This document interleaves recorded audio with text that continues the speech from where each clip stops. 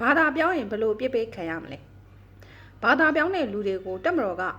အိုးအိမ်ချမ်းမြေလဲရမရွှေ့ပြောင်းနိုင်တော့ပစ္စည်းများကိုတိမ့်စိမ့်ခဲ့မယ်ဆိုရင်ရှင်တို့ဘာပြောကြမလဲတက်တဲ့ဖိုင်တစ်ခုအထောက်ထားနဲ့ပြမယ်သူတို့ရဲ့ယုံကြည်ရာကိုကိုးကွယ်ဖို့ဆုံးဖြတ်လိုက်လို့မတူပီမြို့နယ်လောင်ထန်းတလန်ရွာကနေနှင်ထုတ်ခံခဲ့ရတဲ့ဒေသခံတွေရဲ့မြင်ကွင်းဖြစ်ပါတယ် MEC လို့ခေါ်တဲ့မရာအေဝံဂေလိခရစ်ယာန်အသင်းတော်ကနေ AG ခရစ်ယာန်အသင်းတော်အဖြစ်ပြောင်းလဲဖို့ဆုံးဖြတ်လိုက်တဲ့မိသားစု10စုကို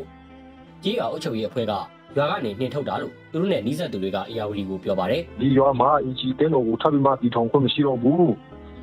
အဲ့ဒါကြောင့်မလို့ခင်ဗျားတို့ AG အသင်းတော်မှာပါမယ်ဆိုလို့ရှိရင်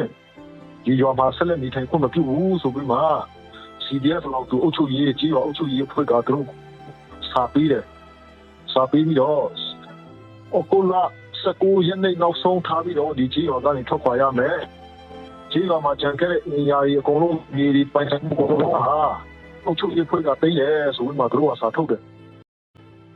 စာထုတ်မှပါနေမောင်းထုတ်တယ်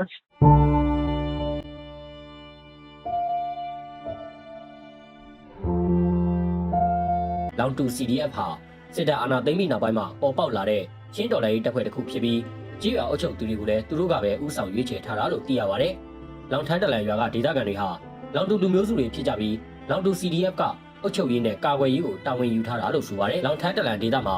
စစ်ကောင်စီရဲ့အုပ်ချုပ်ရေးတွေမရှိခဲ့တဲ့အတွက်မြို့နယ်စုကပဲပြန်လည်အုပ်ချုပ်ခဲ့တာလို့ဒေသခံတွေကပြောပါတယ်။နှင်ထုတ်ခံရသူတွေဘက်ကအုပ်ချုပ်သူတွေကိုတောင်းပန်ခဲ့တာတွေရှိခဲ့ပေမဲ့လက်မခံခဲ့တာကြောင့်သူတို့ပြောင်းလဲကိုးကွယ်မဲ့ AG အသင်းတော်ဘက်ကနှင်ထုတ်ခံရသူတွေကိုလာရောက်ခေါ်ဆောင်သွားတယ်လို့ဒေသခံတွေကဆိုပါတယ်။အဲ့ဒီဖြစ်စဉ်တွေနဲ့ပတ်သက်ပြီး CDF လောင်တူကိုအသေးစိတ်မေးမြန်းနိုင်ဖို့ ARD ကအကြိမ်ကြိမ်ဆက်သွယ်ခဲ့ပေမဲ့ပြန်လည်ဖြေကြားတာမျိုးမရှိခဲ့ပါဘူး။မတူပီမြို့နယ်လောင်ထန်းတလန်ကျေးရွာလောက်တူလူမျိုးစုတွေကိုလောက်တူပြည်သူ့ကာကွယ်ရေးတပ်ဖွဲ့ဆိုတဲ့မျိုးနွယ်စုအချင်းချင်းအနိုင်ကျင့်ဗိုလ်ကြနှိပ်စက်တာဖြစ်တယ်။ဒါတော့မှခရစ်ယာန်ကနေဂိုင်းတစ်ခုနဲ့တစ်ခုကိုပြောတာခရစ်ယာန်ကနေအစ္စလမ်ကိုပြောင်းတာမဟုတ်သလိုခရစ်ယာန်ကနေဗုဒ္ဓဘာသာကိုပြောင်းတာမဟုတ်ဘူးခရစ်ယာန်ကနေဟိန္ဒူကိုပြောင်းတာလည်းမဟုတ်ခရစ်ယာန်ကနေ AG ဂိုင်းကနေပြီးတော့မရာအေဝံဂေလိဆိုတဲ့ခရစ်ယာန်ဂိုင်းကနေ AG ဂိုင်းကိုပြောင်းလို့သူတို့ရဲ့အိမ်ချမ်းရာမရွှေ့ပြောင်းနိုင်တော့ပစ္စည်းများကိုအကုန်လုံးသိမ်းဆည်းပြီးရွာကနေမောင်းထုတ်လိုက်တာဒီဖြစ်စဉ်ကိုကျွန်မမကြာခဏပြောခဲ့ဘူးတယ် religious freedom ဘာသာရေးလွတ်လပ်ခွင့်လို့တစ်ချိန်လုံးအော်နေတဲ့အဖွဲ့တွေဖျောက်နေတယ်လေလူအခွင့်အရေးအဖွဲ့တွေဖျောက်နေတယ်လေ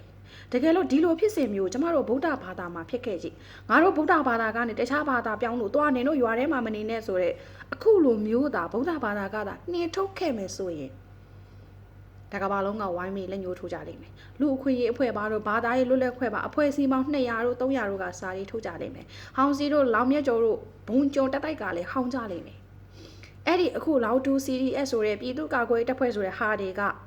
ဘာသာပြောင်းတဲ့လူတွေရဲ့နေအိမ်ချမ်းမြေလိုက်ရာပိုင်ဆိုင်မှုမရွှေ့ပြောင်းနိုင်တော့ပစ္စည်းမှန်သမျှသိမ်းဆည်းတယ်လို့ကျမတို့တက်မတော်ကသာအဲ့ဒီလိုမျိုးဗုဒ္ဓဘာသာကနေတခြားဘာသာကိုပြောင်းလို့မင်းတို့ပိုင်ဆိုင်မှုတွေသိမ်းမယ်ဆိုတဲ့ကိစ္စမျိုးများဖြစ်ခဲ့ရင်ခင်ဗျားတို့ဘယ်တော့တောင်ပြောကြမလဲစဉ်းစားတတ်ဖို့လိုတယ်